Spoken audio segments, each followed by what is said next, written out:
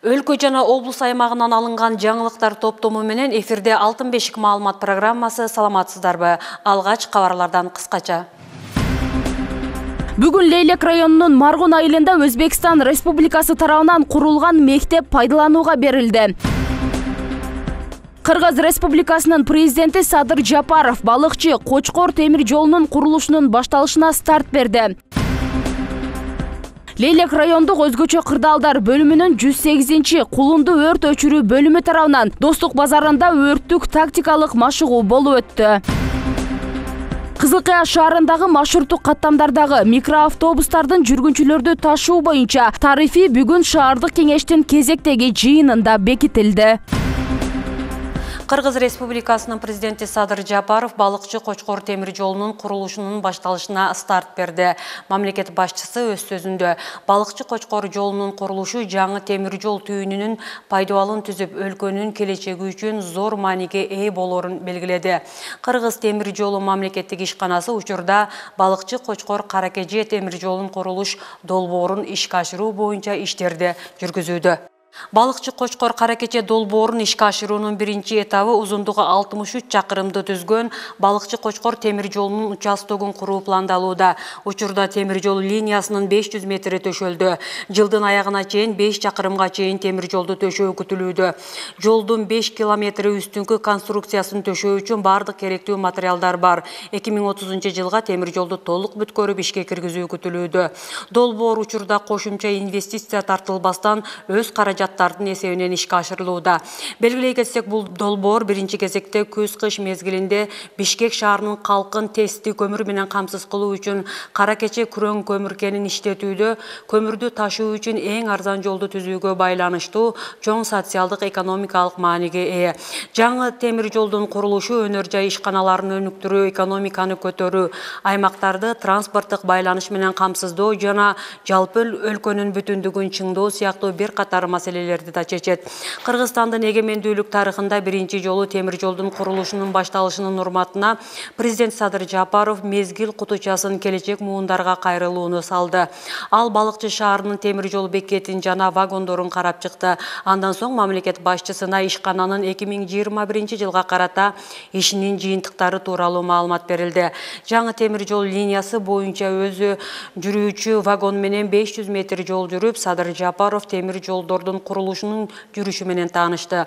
Андан соң мамлекет башчысы Кыргыз темир жолу мамлекеттик ишканасынын кызматкерлери менен жолугушуп, алар менен баарлашып жана суроолоруна жооп берди. Мындан тышкары иш-чаранын жүрүшүндө президент балыкчы шаарынын жашоочуларынын суроолоруна жооп берди. Жергиликтүү тургундар жол инфраструктурасын жакшыртуу, аймактагы кадрдык өзгөрүүлөр, коммуналдык тейлөөлөр. Президент Садыр Жапаров мамлекеттик жана жергиликтүү өз алдынча башкаруу органдарынын жетекчилерине бир катар тийиштүү тапшырмаларды берди.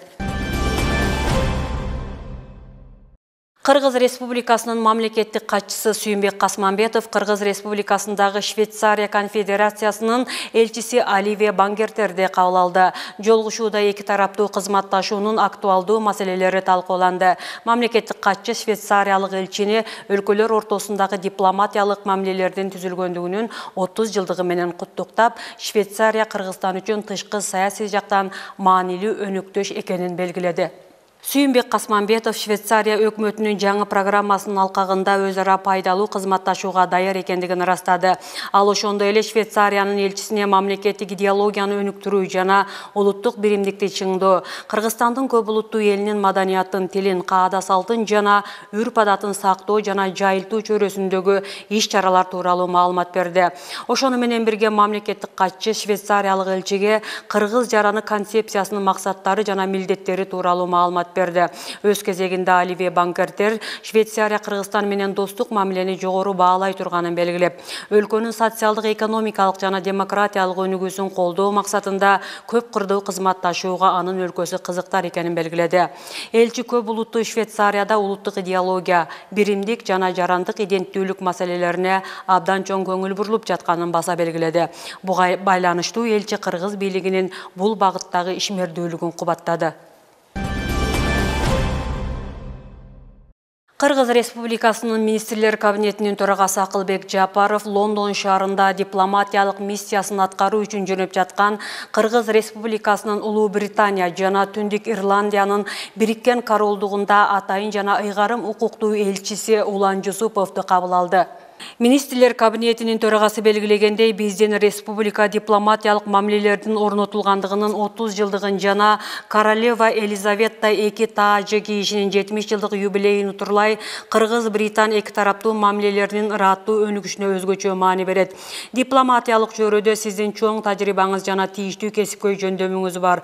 Өлкөнүн жогорку жетекчилиги тарабынан Бириккен Королдуктагы дипломатиялык миссиянын алдына коюлган милдеттер өз мөөнөтүндө жана толук аткарыла тургандыгына ишенем. Финансы банк секторунда байланыштар тармагын активдештирүү маселесине өзгөчө көңүл буруу керек.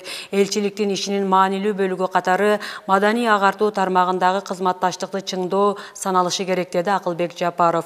Министрлер кабинетинин башчысы дипломатиялык өкүлчүлүктүн ишиндеги артыкчылыктуу багыттар боюнча бир катар тапшырмаларды берип, Улан Жусуповго ишиндеги ийгиликтерди жана элчиликтин алдына коюлган милдеттерди ишке ашырууда жетишкендиктерди каалады.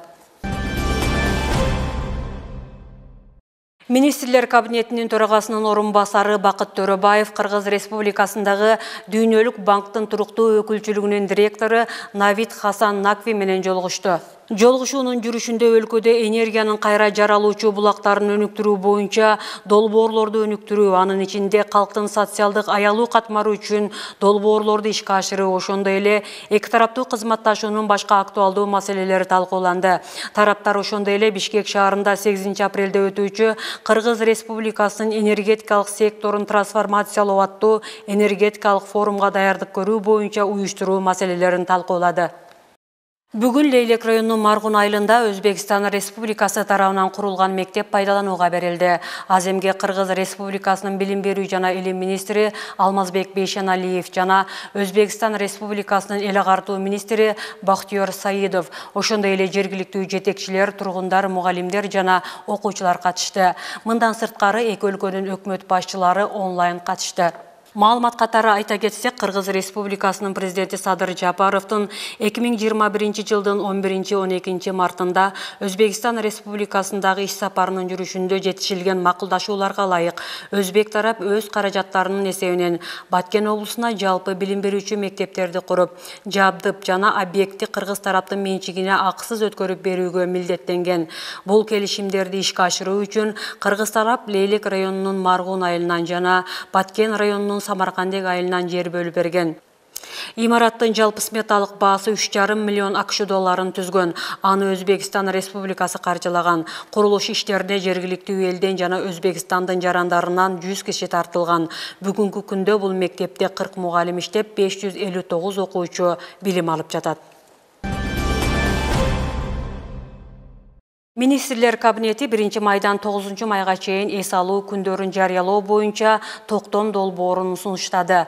Документ эмгек социалдык коргоо жана миграция министрлиги тарабынан иштелип чыгып, министрлер кабинетинин сайтында коомдук талкууга коюлду. Мамлекеттик бюджеттин каржылануучу мекемелердин жана ишканалардын 5 күндүк графиги боюнча иштеген кызматкерлер үчүн 1 майдан 9 майга чейин дем алыш күндөрү белгиленет деп айтылат долбоордо. 4 май шаршемби иш күнү 30 апрель ишемби дем алыш күнүнө, 6 май жума иш күнү, 14 май ишемби дем алыш күнүнө жылдырылат. 5 күндүк график боюнча иштеген жеке менчик юридикалык жактардын жетекчилерине бул токтомго ылайык эс алуу күндөрүн жылдыруу сунушталат. Кызылкыя шаарындагы маршруттук каттамдардагы микроавтобустардын жүргүнчүлөрдү ташуу боюнча тарифи бүгүн шаардык кеңештин кезектеги жыйынында бекитилди. Жыйынды шаардык кеңештин төрагасы Жыргалбек Калматов алып барды. Тарифтерди жогорулатууга күйүүчү, майлоочу майлардын баасы өскөндүгү негиз болгон. Анткени менен Кызылкыя шаар ичиндеги коомдук транспорттордун жол акысы көтөрүлгөн эмес. Жол акынын кымбатташы кошумча райондорго жана облустар аралык каттамдарга көрсөтүү тарифи жергиликтүү кеңештин депутаттары бекитип беришти. Жергиликтүү кеңештин жыйынында дагы кандай маселелер каралды? Кезектеги материалда сөз болот. Кызылкыя шаардык кеңешинин 7-чакырылышынын 10-сессиясы өтүүдө. Ага жалпы шайланган 31 депутаттын 19-у бүгүн жыйынга катышууда. Күн тартибине негизинен 7 маселе сунушталууда. Финансы, бюджет, экономика жана инвестицияларды тартуу боюнча туруктуу комиссиянын 4 маселеси талкууга коюлду. Сессиянын жүрүшү алгач шаардык кеңештин регламентин өзгөртүүлөрдү жана толуктоолорду киргизүү жөнүндө каралды. Туруктуу комиссия мүчөсү Улбу Дарипованын айтымында өзгөртүү киргизүүгө жаңы мыйзамдардын кабыл алынышы себеп болгондугун айтып, эл өкүлдөрүнүн колдоп берүүнү суранды. Жаңы мыйзамдар кабыл алынды. Биз ушул 6 октябрда караган болчубуз 2021 жылда регламентте. Ал эми мыйзамдар 20 октябрда чыгат, ошондуктан бул регламентке өзгөртүүлөр киргизишибиз зарыл. Депутаттар ортосунда бул маселе боюнча кызуу талкуу жүрдү. Тайный голосование. Аны да алып салып биз элдин өкүлү болуп келгенден кийин ачык добуш берүүгө өтсөк. Себеби бизде эл көрүш керек. Эгер кайсы бир жетекчи иштеп атабы, колдош керек. Иштебей атабы, аны купуя кылбай эле бир иштебей атасың деп эле иштен четтеткенге бир мүмкүнчүлүк түзүшүбүз керек да. Себеби биз бул жерге элдин өкүлү болуп келдик, антип бекитип, ар кандай оюндардан алыс бололу деп бир сунуш кылам да. Тайный голосование жок бул боюнча. Ошондой эле купуя добуш берүү маселеси да көтөрүлдү. Ал эми шаардын мэрин мындан ары шаардык кеңеш шайлабайт. Жаңы мыйзамга ылайык Кыргыз Республикасынын президенти дайындай тургандыгы көрсөтүлгөн. Узакка созулган талкуудан соң токтом долбоору добуш берүүгө коюлуп, депутаттар тарабынан колдоо таппай артка кайтарылды.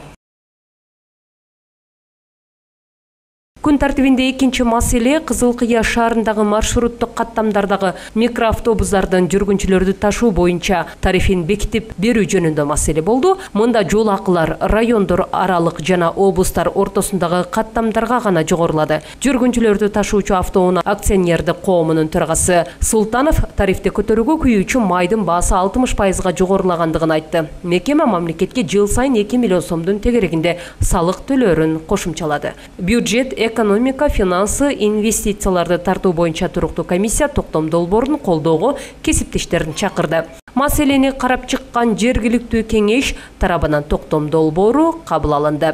Өзүңүздөн чыккан сөздү каралышында айтып аттыңызда базардын алдынан өтүшкөн не возможно депчи. Ошо айтыңызчы, ошол парковкаларды базардын мына үчү жагына сизге карайсыздар. Бұл жағында Караванды сайғысқа шейін тәшіктерге барып тасағына ошол сұлтанлық қылышықты. Ошол қаншалы дәңгелі ошол шын. Бұл неге шаһар бойынша маршруттар жүрмейді?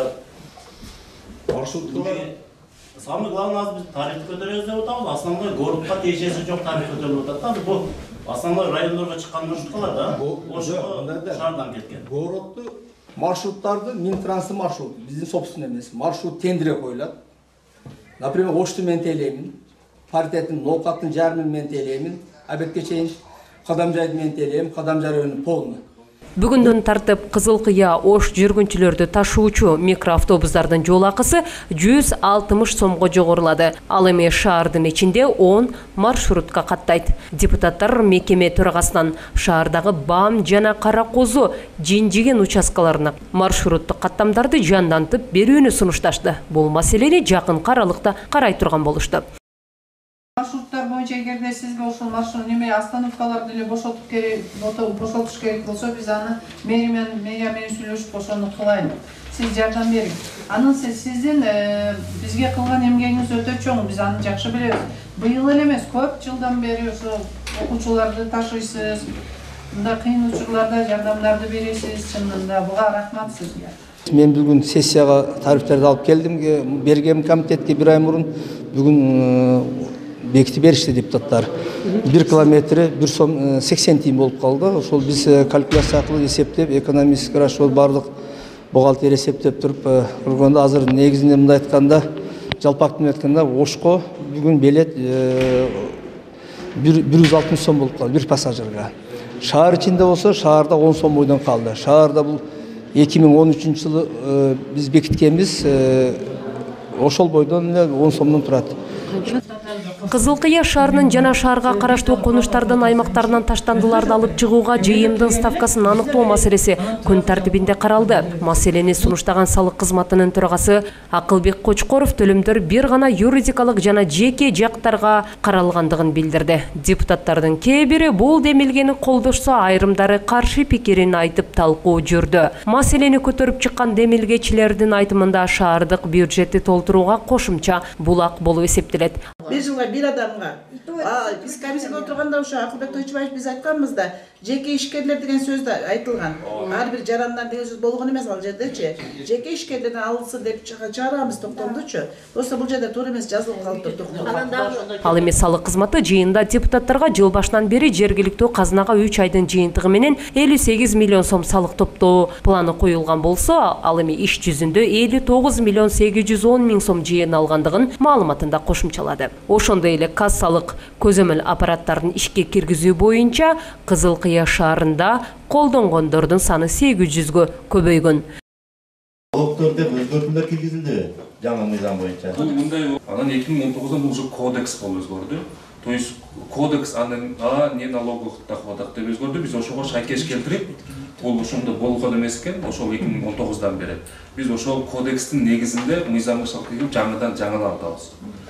Biz анан жаңа киргенге жараша, мына инфляция өстү, 2009-да 50 сом болгон болсо, башка жактарда тonu 100 сом да. Ошого 100 сом кылып кирдик элек, бирок буякта депутаттар ошо элди ойлоп, коммерсанттарды ойлоп, быйылча 20 сомго эле көтөрүп турайлы. Кийин анан дагы көрөбүз деп туруп, ошо мындай калтырышкан болчу.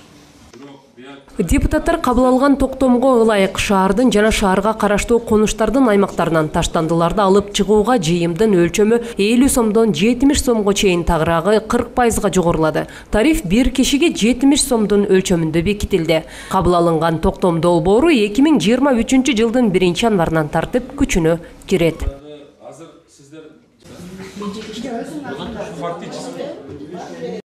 Ошондой эле шаардык мэриянын алдындагы Кызыл Кыя тазалык муниципалдык ишканасынын шаардын жана шаарга караштуу айылдардын аймагынан турмуш тиричиликтин катуу калдыктарын чогултуу, ташып чыгаруу жана жок кылуу боюнча тарифтерин жогорулатууну эл өкүлдөрү карап чыгышты. Депутаттар маселени талкууга алып, токтом долбоорун кабыл алып беришти. Кызыл Кыя тазалык муниципалдык ишканасынын коммуналдык кызматтардын төлөмдөрүнүн баасы 30%га жогорулады. Жаңы тариф жергиликтүү гезитке жарыяланган күндөн тартып күчүнө кирет. Ошондой эле Ак Булак жайыт пайдалануучулар бирикмесинин 2022 жылга бюджеттин жана жылдык планын бекитип беришти. Мындан сырткары шаарга караштуу Караван аймактык башкармалыгындагы айыл аймагындагы жаңы конуштарга даярдалган башкы планды да кабыл алып, жыйын соңуна чыкты. Шаардык кеңештин мындан аркы жыйындарында токтом долбоорлору эми электрондук вариантта сунушталып, залдагы экран аркылуу катышуучуларга көрсөтүлүп турат. Алтынай Шабидинова, Хамит Мамасыдыков, Алтын бешик жаңылыктары.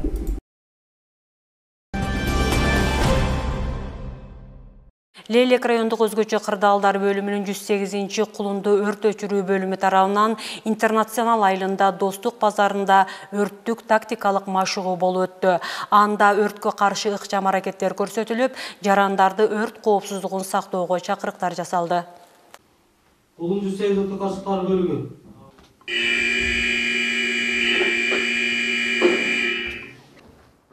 Лейлек районундагы 108-чи өзгөчө кырдаалдар бөлүмүнө эл көп топтолгон базарга өрт тууралуу чакыруу түштү. Адистер шаша-буша жөнөп жаткан кезде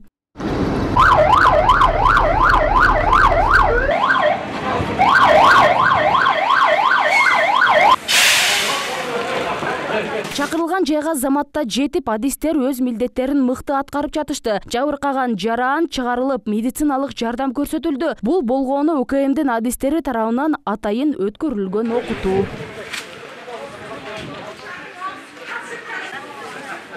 Бул машыгуунун өтүүнүн себеби өрттүн алдын алуу боюнча ошо базардагы иш чараларды өткөрүп атышат. Ошолордуктан мындай иш чаралар канчалык жакшы көп өтүп турса, биздин ушул базарчабыздын өрттөн коопсуздугуна чоң жардам тиет. Жана бул азыркы өткөрүп аткан машыгуулар биздин оюбуз боюнча жакшы өттү. Жай тургундар өзгөчө кырдаалдар бөлүмүнүн мындай тактикалык окутуулары тез өтүп туруусун каалашат. Эгер чынында кырсык орун алса, жолдор тар болуп, өрт өчүрүү машиналары кире албай тоскоолдук жаралат дешет. Анан бул базар деген базар болот экен да. Ошого жол маселесин основной карап бериш керек экен да биздечи. Анан мына коопсуздук маселеси болгону энди Кудай бетинин нары кылсын, кандай десек. Эгер базарда өрт чыкчу болсо, биздин биринчи очередте эле келгенде мына ушу МЧС кызматкерлерге жол маселеси тар болуп жатат. Тактикалык машыгуунун негизги максаты өрт өчүрүүчү куткаруучулардын күжүрмөн даярдыгын текшерүү жана соодагерлерге өрттүн алдын алуу жана аны кыскартуу багытында түшүндүрүү иштерин жүргүзүү. Лелек районунун Кулун айылындагы Кулун айыл өкмөтүнө караштуу интернационал айылынын өрт тактикалык машыгуу болуп атат. Бул өрт тактикалык машыгуунун негизги максаты өрт өчүрүүчү куткаруучулардын күжүрмөн даярдыгын текшерүү, жогорулатуу максатында өтүп жатат. Ошондой эле Достук базарынын ичинде соода кылган эже агайларга өрттүн алдын алып түшүндүрүү иштери жүргүзүлүп, нускамалар өткөрүлдү. Өрт кырсыгы 2022 жылдын 1 январынан тарта Баткен облусунун аймагында 54 учур катталган. Жалпы өлкө боюнча 200дөн ашуун өрт өчүрүүчү машина, 2000дин тегерегинде өрт өчүрүүчү адистер бар. Өткөн жумада Кыргызстанга акыркы үлгүдөгү 58 өрт өчүрүүчү унаа алынып келинди. Атайын техниканы алууга Дүйнөлүк банк көмөктөшүп, ал табигый кырсыктардын тобокелдигине туруктуулукту жогорулатуу долбоорунун алкагында ишке ашкан. Бактыгүл Мирадилова, Бакыт Саитов, Алтын бешик жаңылыктары. Кадамжай районунда мектеп окуучулары арасында спорттун волейбол түрү боюнча мелдеш өттү. Иш-чара Кыргыз Республикасынын президенти Садыр Жапаровдун инсандын руханий адеп ахлактык өнүгүүсү жана дене тарбиясы жөнүндөгү жарлыгын ишке ашыруу максатында жүзөгө ашты. Өспүрүмдөрдү туура нукта тарбиялап, сергек жашоо образын жайылтуу саамалыктын башкы максаттарынын бири болду. Кенен кезектеги репортаж. Жакшы ойноп, жакшы ийгиликке жетишерди каалайм мен. Кадамжай райондук билим берүү бөлүмү тарабынан мектеп лигасы уюштурулган. Ага район аймагындагы аймактардан жеңип келген мектеп окуучулары спорттун волейбол түрү боюнча күч сынашты. Башкы максат сергек жашоо образын жайылтуу жана ынтымак достукту бекемдөө болуп саналат. Урматтуу окуучулар, урматтуу тренерлер, урматтуу агайлар, мына районубузда ошол мектеп лигасы жыйынтыкталып отурат бүгүн. Бул мектеп лигасы билим берүү министри тарабынан уюштурулуп, быйылкы жылы биринчи жолу өтүп атат. Өлкө башчысынын инсандык руханий адеп ахлактык өнүгүүсүнө жана дене тарбиясы жөнүндөгү жарлыгын ишке ашыруу максатында район аймагында бир катар иш-чаралар өткөрүлдү. Дене тарбия жана сергек жашоону жайылтуу максатында мектеп лигасы долбоору катышуу үчүн спорттун 3 түрү: футбол балдар, волейбол кыздар балдар, баскетбол кыздар балдар боюнча ушу азыр аймактык турлар өтүлүп, азыр учурда райондук туру болуп өттү. Алдыда дагы мектеп окуучулары арасында спорттун футбол, волейбол, баскетбол жана улуттук оюндар уюштурулмакчы. Бизде 4 команда болду. Ошонун арасынан биринчи орунду алып чыктык. Кадамжай району Тешебаев мектеби волейболу кызык кыла балдар. Бул спорт, бул ден соолуктун булагы. Мелдешке жалпысынан 4 команда катышып, оюн кызуу жүрдү. Жыйынтыгында жеңген командалар ардак грамоталар жана баалуу белектер менен сыйланды. Мадина Есенова, Ислам Толубаев, Алтын бешик жаңылыктары. Бүгүнкү күнгө алынган маалыматтар топтому мына ушулар болду. Кечиңиздер көңүлдүү улансын, саламатта калыңыздар.